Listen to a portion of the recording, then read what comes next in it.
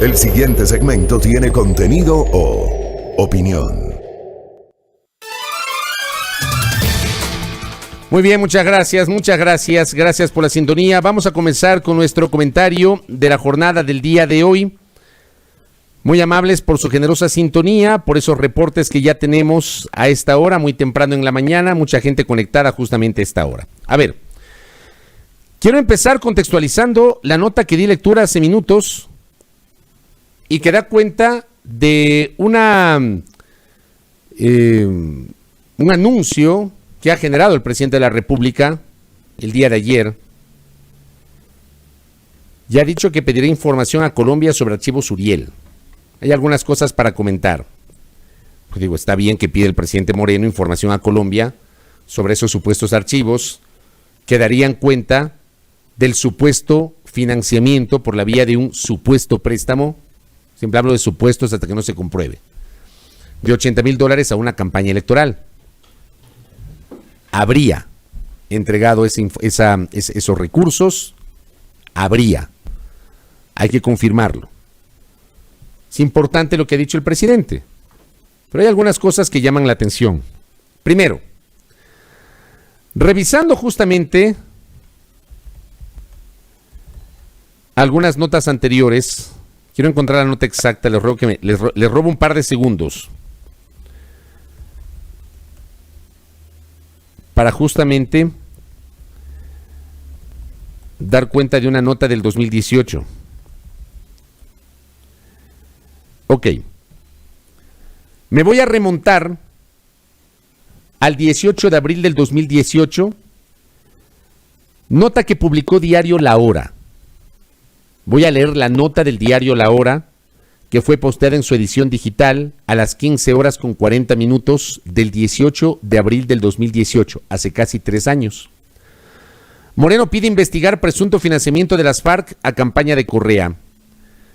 Que se abra una investigación de un presunto financiamiento de las denominadas Fuerzas Armadas Revolucionarias de Colombia, FARC, a la campaña electoral presidencial de Rafael Correa, pidió el 18 de abril de 2018 el presidente Moreno. Así se produjo el primer mandatario en diálogo con un medio colombiano, en el que aprovechó para explicar que por medio de un video se comprobaría esta entrega de dineros por parte del grupo armado. Nótense la similitud de esto de 2018 con lo que ha pasado en estas horas. Hace un momento acabo de ver un video en el cual evidencia inclusive un testigo de estos protegidos que las FARC entregaban dinero a las campañas del expresidente Correa, sostuvo Moreno, en entrevista exclusiva con RCN y con NTN 24, 2 medios colombianos. Moreno agregó que ha pedido que se compruebe la veracidad de estas pruebas, que de comprobarse serían una falta de ética a la moral y un irrespeto a la política. Similitudes.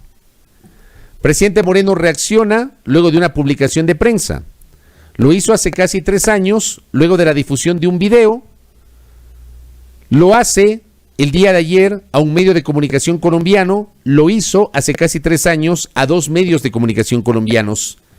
Y hace casi 3 años anunció una investigación y ayer anunció otra investigación. Quiero preguntar públicamente, y ojalá que se entienda la naturaleza del comentario, porque a veces hay gente a la que hay que explicarle con maicitos o con ábaco porque no entienden. O hay que repetir y cambiar las palabras porque no comprenden. A mí no me corresponde decir, a mí, yo no voy a caer en la misma postura de otros colegas o de otros medios o de ciertos actores políticos o de algunos pseudolíderes de opinión. Yo no tengo la prueba de que las FARC financiaron la campaña de Correa o las campañas de Alianza País antes para certificar que sí hubo financiamiento o que no hubo financiamiento. Como no tengo la prueba hoy, porque si se revisa la nota de la revista Semana, se habla siempre en potencial. Habría. Yo pregunto, de esa investigación anunciada hace 3 años, ¿hubo resultados?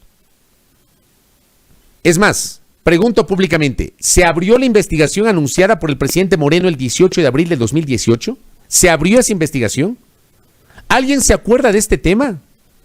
¿Alguien tiene referencias de este tema? O sea, la ecuación es sencilla. Aquí acabo de dar cuenta de una nota con una noticia que es grave. Es grave.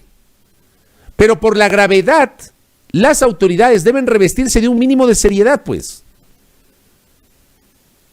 Yo cuestiono permanentemente los anuncios que se constituyen en una suerte de venta de humo.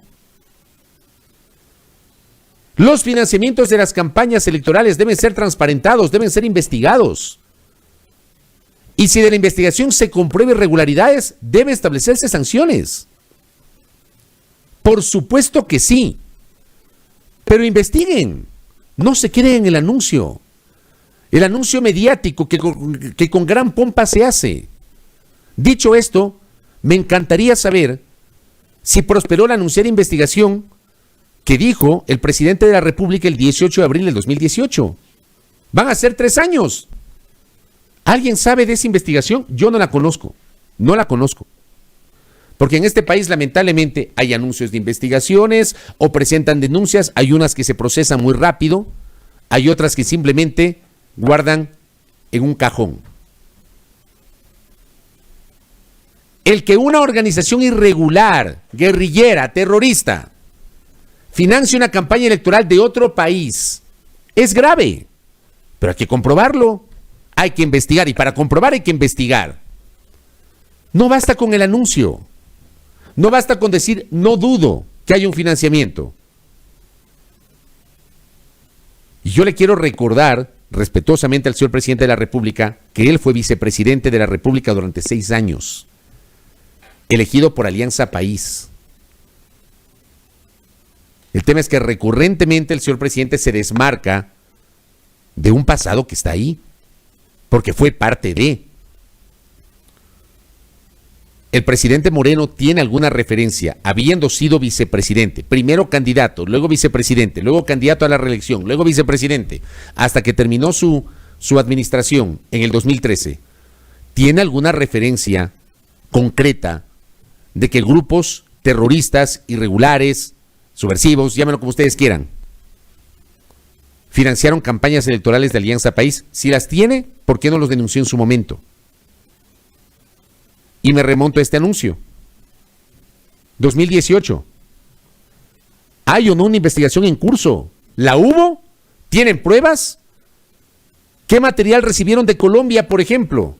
Dentro de estas cooperaciones que se hacen entre países, entre fiscalías, entre policías, cooperaciones binacionales. ¿Tienen certezas? Si las tienen, transparenten la información ante la opinión pública y dejen de vender humo. Porque claro, un anuncio de una investigación termina sonando contundente, entre comillas. Y luego se aprovechan de la memoria corta que tenemos en el Ecuador. Porque este país, aquí no hay chance de aburrirse, porque aquí todos los días hay algo para decir, hay algo para comentar. Todos los días. Yo no sé si las FARC financiaron la campaña electoral de Correa o las campañas electorales en ese país. Yo no lo sé. Yo no soy fiscal. No soy investigador de criminalística. No trabajo en la Policía Nacional. Por eso están los agentes. Por eso está la Fiscalía. ¿Avanzó o no esta investigación de 2018? Que acabo de dar cuenta de la nota que publicó Diario La Hora. Que leyendo esta nota de La Hora es igualita en el fondo a la nota que di lectura de Diario El Telégrafo de ayer. Igualita. Contextos similares. Contextos igualitos, similares.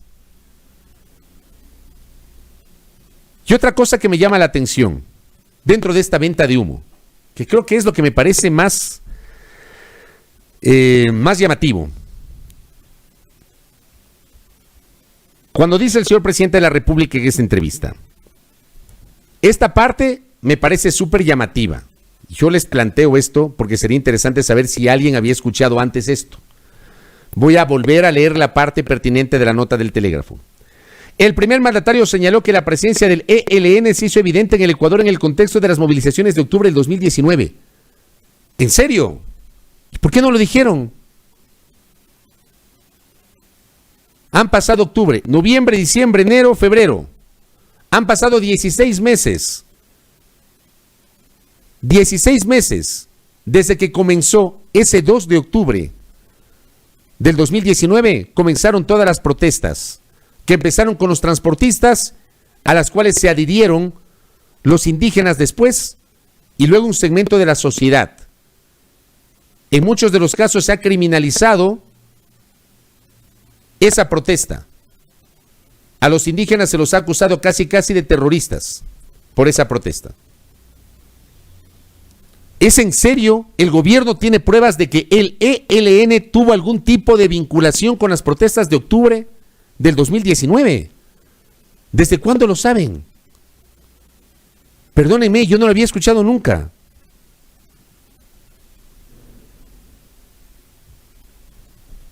Yo no lo había escuchado nunca. Yo estoy sorprendido.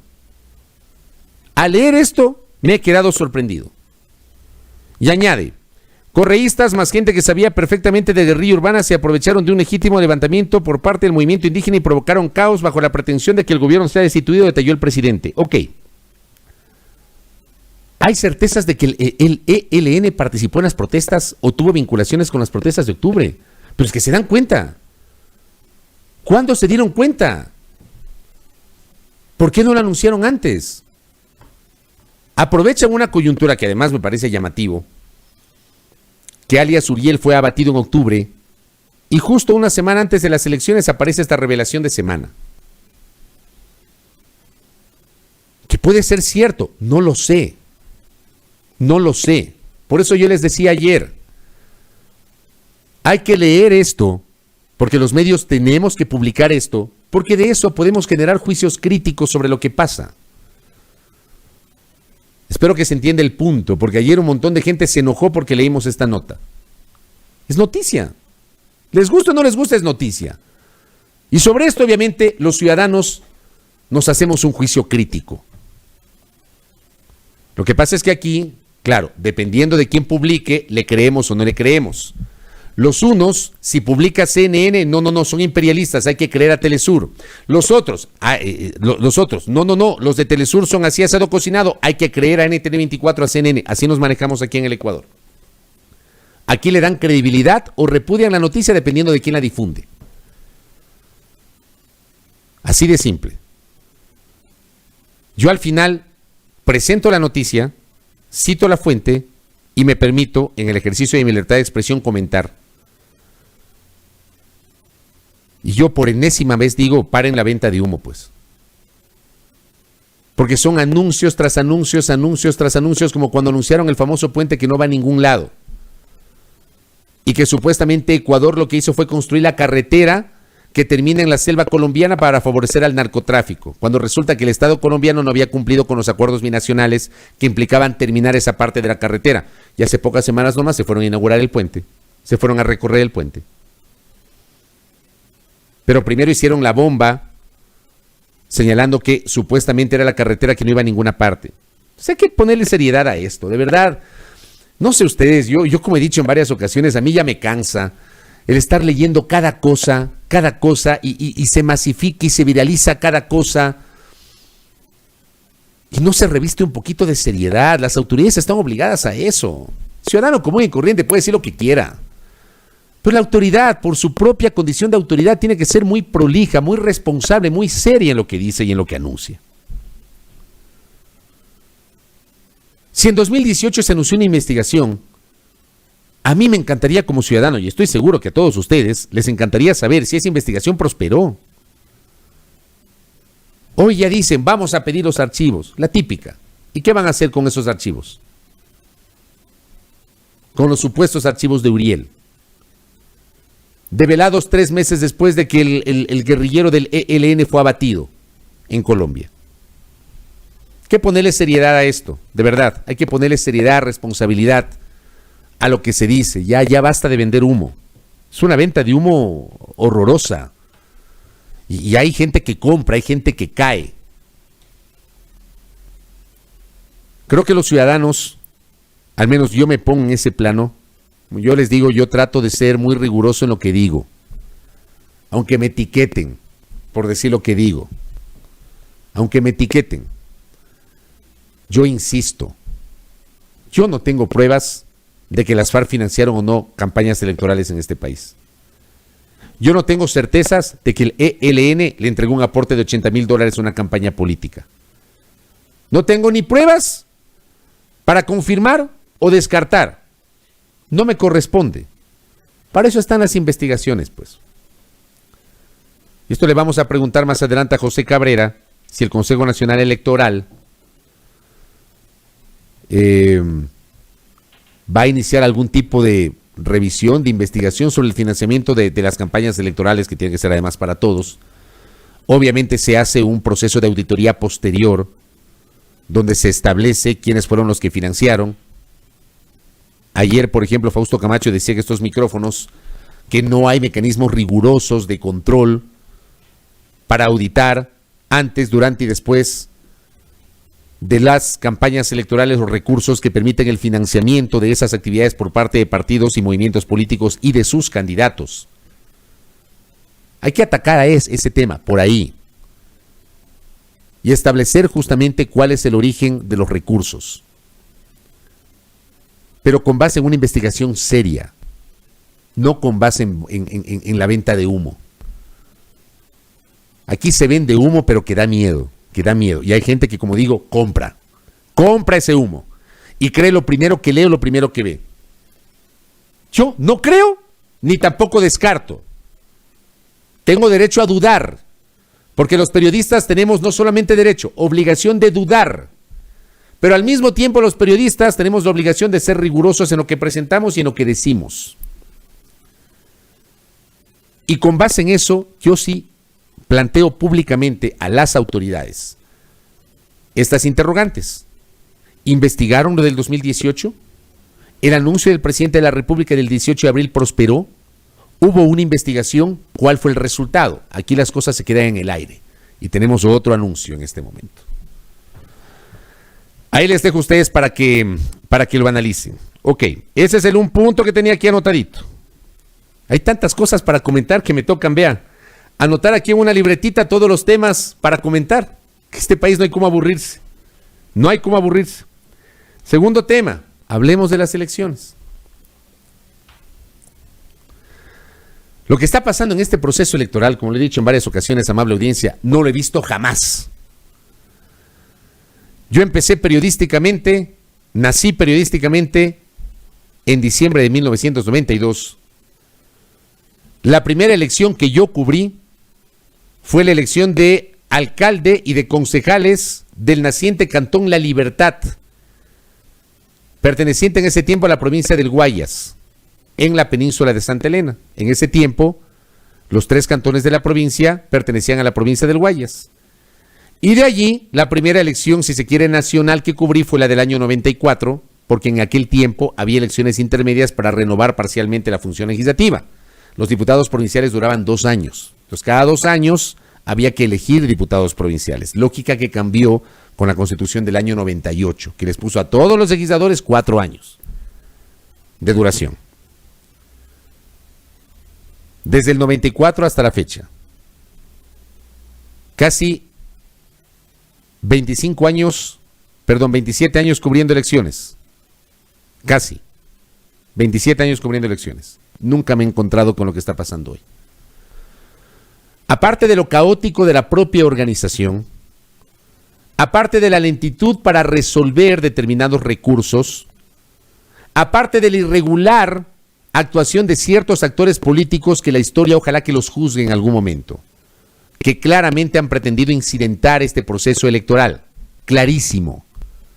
Gente que incluso no pertenece a ningún partido político y a la que no le asistía el derecho legal para impugnar candidaturas, resulta que impugnaron y ese trámite fue aceptado. Extrañamente por parte del organismo electoral correspondiente. Yo me alegro, pero al mismo tiempo me llama la atención en la nota del Comercio que di lectura, la última referencia que hacen los jueces del Tribunal Contencioso Electoral, refiriéndose al movimiento Justicia Social, que como dije la semana pasada, yo no sé a qué estaba jugando en este proceso electoral. No entiendo el tema de justicia social.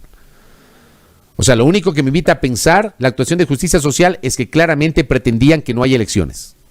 pretendían incidentar hasta llegar al límite de poner en peligro el proceso electoral. Una organización política que tuvo su primera participación, el que fue muy mal en el año 2019, y que esa organización política puso en riesgo este proceso electoral. Y hay una parte del último fallo donde ya supuestamente se cierra todo, en el que los jueces del Tribunal Contencioso Electoral dicen o hablan de un abuso del derecho por parte de Justicia Social, ya que debido a sus apelaciones no se podía cerrar el diseño de la papeleta. Abuso del derecho. Abusaron de lo que dice la ley, jugando a incidentar el proceso electoral y a que no haya elecciones. Eso es lo que pretendían. Y nos han llevado al punto de que no sabemos si se van a elegir parlamentarios andinos en el exterior, porque ya enviaron los kits electorales. Ayer Fausto Camacho decía, bueno, pueden mandar por valija diplomática, por courier o lo que sea. Yo no sé si alcancen para enviar a las 64 sedes diplomáticas donde llega el material electoral. Bueno, a todo este caos de la organización electoral le añadimos este número que no tiene precedentes en la historia político-electoral del país. Le añadimos este número, 16. No hay campaña electoral, no hay elección en la que hayamos tenido 16 candidatos presidenciales. En un país de 17 millones de habitantes y de 13 millones de electores. 16. ¿Ya? Y de esos 16, algunos que según todas las encuestas tienen porcentajes muy bajos, a la mayor parte. Los sujetos políticos no entendieron la crisis económica, la emergencia sanitaria, el momento político, ¿no? 16 candidatos presidenciales. Decidieron presentarse. Decidieron hacerlo. Bueno, a eso le añado 2 episodios que son pero clamorosos y hasta cómicos. El uno, el de Unión Ecuatoriana, que le retiró el apoyo el 10 de diciembre a su candidato presidencial Giovanni Andrade. Candidato que además está ahí haciendo campaña, haciendo unos anuncios tan absurdos como el que utilizara el terreno aplanado del Aromo, donde se había planteado la creación de un complejo petroquímico, de una refinería, que finalmente no ocurrió.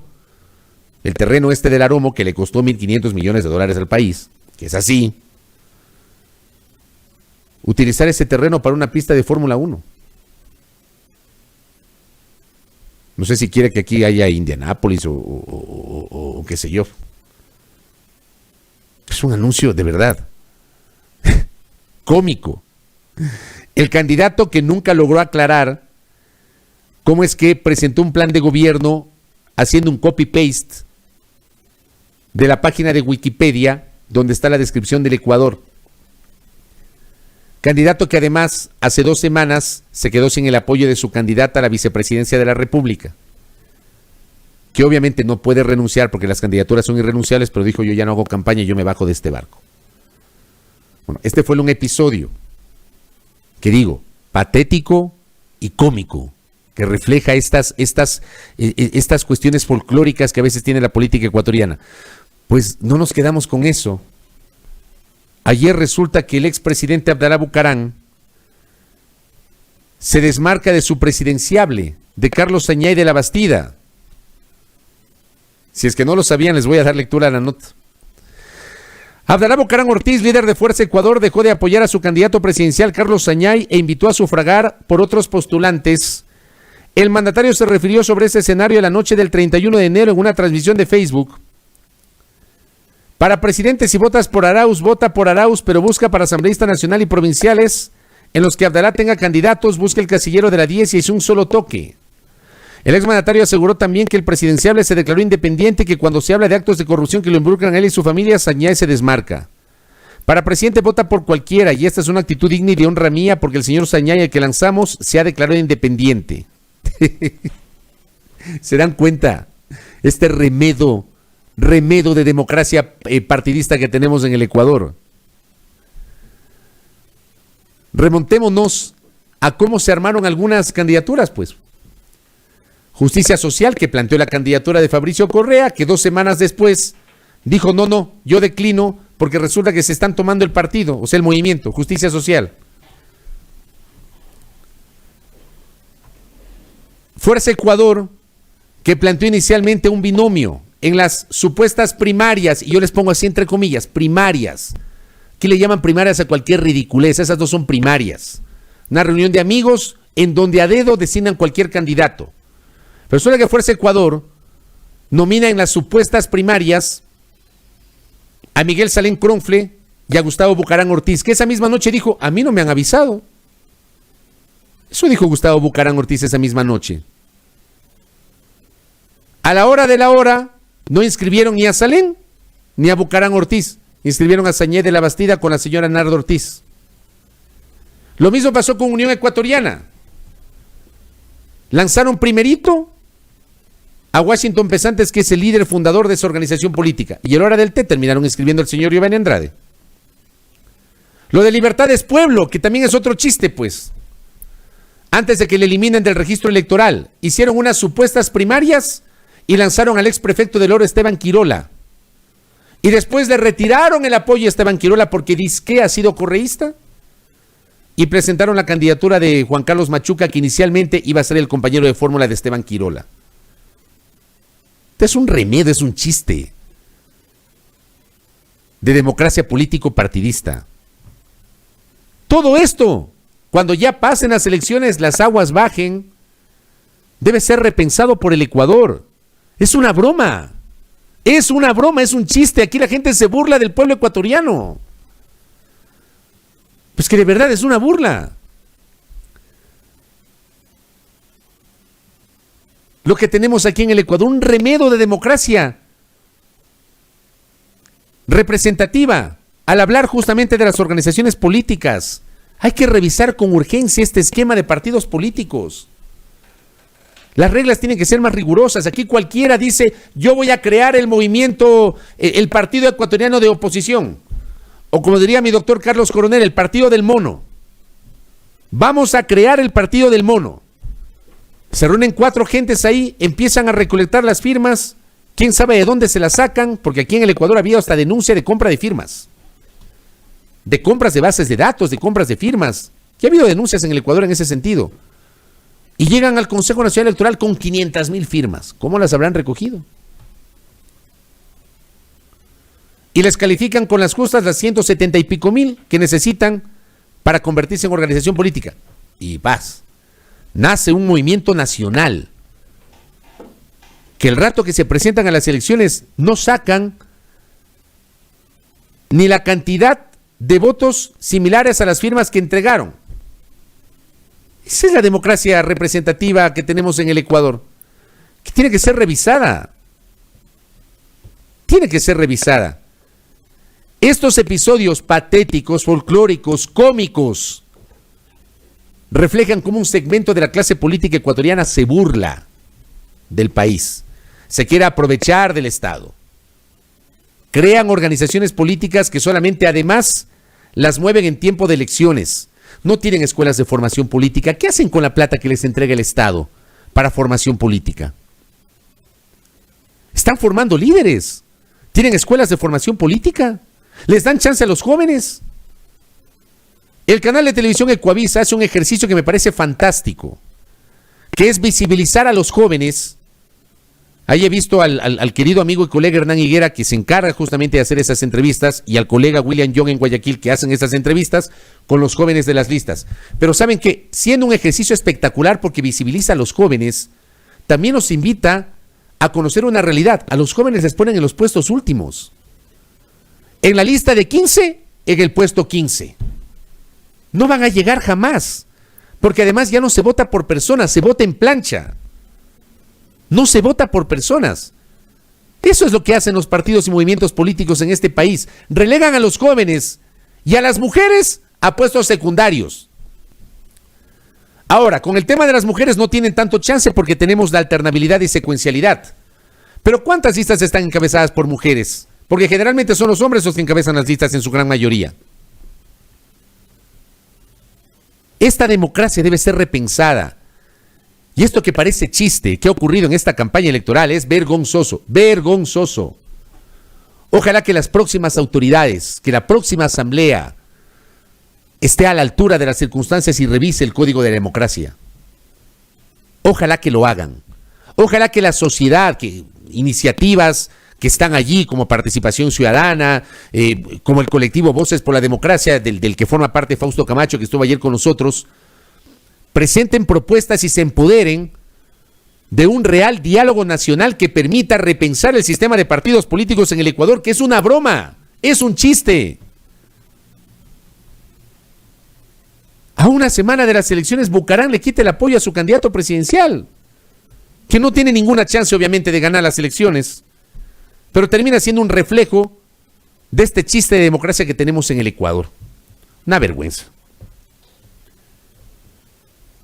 Muy bien, y lo último, antes de irme, hola mi doctor, yo sí le firmo el partido del mono, mi doctor Carlos Coronela.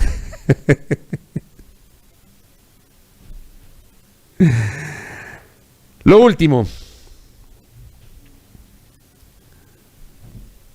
lo que le están haciendo al rector de la Pontificia Universidad Católica del Ecuador, que les cae mal porque no es de la argolla, porque no representa sus intereses, ¿ya?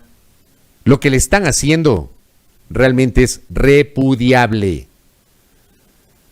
Y lo peor es que se dicen demócratas. Se dicen demócratas. Bueno, hay un grupo de demócratas, entre comillas, que han suscrito pues una carta. Disque demócratas. Que han suscrito una carta dirigida al arzobispo de Quito, que dice lo siguiente: estimado señor arzobispo, esto con fecha 26 de enero, nos dirigimos a usted, un grupo de ciudadanos que tenemos cercanía con la Pontificia Universidad Católica del Ecuador y su historia, universidad que desde 1946 ha sido una de las instituciones que más ha aportado al crecimiento de la capital de la República y por supuesto del país. Creemos que por un principio de responsabilidad con esta casa de estudios debemos darle a conocer nuestra preocupación con respecto a la designación del nuevo rector para los próximos 5 años. La universidad en general es la manifestación de la universalidad del pensamiento, dicen, ¿no? De la razón y de la ciencia. Esta debe ser nutrida por todas las fuentes y corrientes posibles, debe existir pluralismo en sus análisis y ejecutorias, lo que implica descartar el sectarismo como práctica. En este último tiempo se ha visto cómo desde el rectorado de la PUCE se ha permitido que nuestra universidad se convierta en un espacio de manifestación de una sola corriente ideológica. El ingreso a la planta docente y administrativa de varios ciudadanos que, teniendo legítimamente una postura política determinada, esta se encuentra en yuxtaposición con los preceptos fundacionales de la PUCE, lo que ha hecho que se instaure un ambiente de incertidumbre entre potenciales usuarios del servicio educativo, generando caídas importantes en la matrícula en carreras fundamentales y emblemáticas de la oferta académica, tales como economía o ciencias humanas. La cercanía de algunos nobles directivos universitarios con una sola ideología, se dicen demócratas, pero como no comulgan con esa ideología, ya hablan de una sola ideología, claramente identificada, ha hecho que en el imaginario colectivo se instaure el concepto de que la formación universitaria de la PUCE ha perdido de vista la importancia de la diversidad de ideas que un centro de estudios superiores debe garantizar. Señor arzobispo, bajo ninguna circunstancia estamos sugiriendo que la Universidad Católica del Ecuador debe ser un centro de estudios que no tenga su mirada crítica frente a la realidad nacional. Es más, podemos decir con orgullo que la PUCE ha sido referente de templanza, prudencia, juridicidad y de respeto al Estado de Derecho. Jamás se ha visto involucrada con grupos reaccionarios.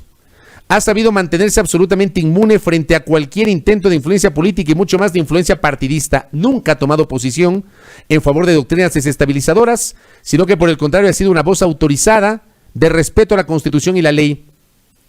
Últimamente, dice esta comunicación, no se ha podido decir lo mismo con seguridad, dado que la política institucional ha sido la de abandonar la imparcialidad para, en su lugar, tener una posición militante con respecto a una corriente política determinada. La apertura del campus universitario para fines no académicos en jornadas de peligro para la democracia, se refieren a los hechos de octubre. Simple. Porque no les gustó que la Católica, al igual que la Politécnica Salesiana y la Universidad Andina Simón Bolívar, hayan acogido a familias de los indígenas que vinieron a Quito. No les gustó. No les gustó. En la Católica, a algunos prohombres no les ha gustado eso.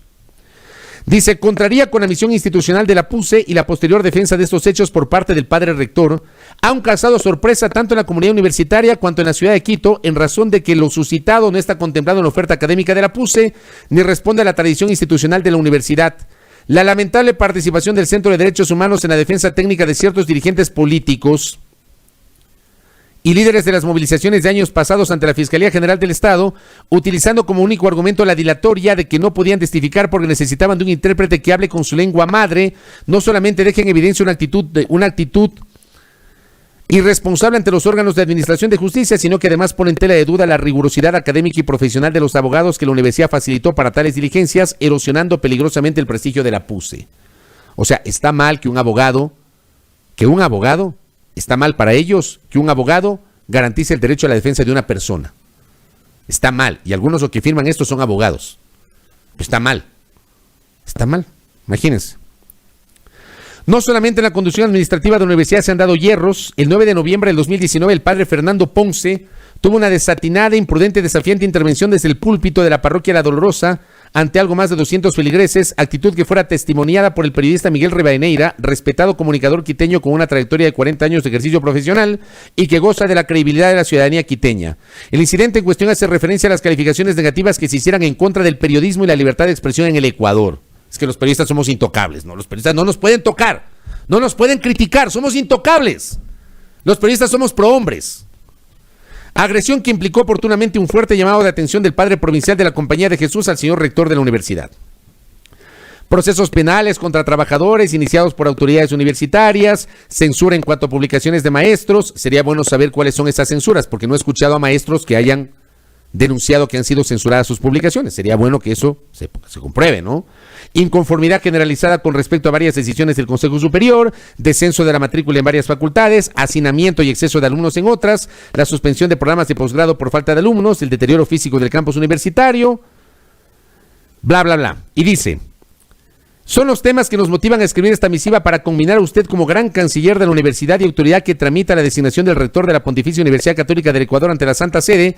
Se analice bien las opciones que la Compañía de Jesús tiene para que quien dirija nuestra universidad sea un jesuita que permita corregir estos desaciertos que hemos citado, puesto que la confianza en la universidad y sus prestigios ha venido a menos, y eso ha sido materia de preocupación para quienes sentimos a la PUCE como parte fundamental de nuestras vidas.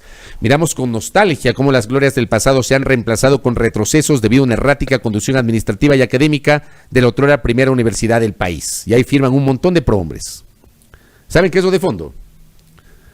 Les cae mal Fernando Ponce porque Fernando Ponce tiene una concepción ideológica distinta. Como a algunos les caía mal el monseñor Leonidas Proaño. Como a algunos les cae mal el padre Carolo. Les caía mal el padre Carolo. Ya, les cae mal. Entonces, como les cae mal, porque no forma parte de ese segmento, de ese grupo, lo cuestionan. Y ahora se mandan una carta porque hay el riesgo, entre comillas, de que el padre Ponce permanezca en el rectorado durante un periodo más. Ese es el remedio de democracia que tenemos en el Ecuador. Los demócratas que no saben respetar la democracia y no saben respetar la diversidad. Y hago mías muchas de las reflexiones que docentes, porque aquí pretenden al padre Fernando Ponce asociarlo, lo cuestionan por su ideología y lo asocian con ciertas corrientes políticas. Revisen lo que opinan varios juristas en las redes que no comulgan con esas orientaciones políticas con las cuales le asocian al padre Fernando Ponce. Revisen lo que dice la doctora Paulina Araujo, por citar un ejemplo que se me viene a la mente en este momento. La doctora Paulina Araujo, que ha tenido una posición totalmente crítica de la situación política y judicial de los últimos 14 años. Revisen lo que ella dice en sus redes, por mencionar un ejemplo que tengo en este momento en la cabeza. No les gusta, les cae mal, porque no piensa como ellos. Y se inventan una serie de argumentos. Una vergüenza. Eso es lo que tenemos como democracia. Remedio de democracia. Los demócratas que se ponen bravos, dicen demócratas, pero se ponen bravos porque quienes están allí no son ellos, o no son de ellos. Eso es lo que tenemos en el Ecuador. 7:04, estos son los temas que quería comentar. Agoté todos los temas que quería comentar el día de hoy. Vamos a la pausa, amable audiencia. Gracias por su generosa sintonía. Suscribo lo que dice don Javier. No me imagino qué dirán del Papa Francisco. Yo tampoco me imagino lo que dirán del Papa Francisco, por cierto.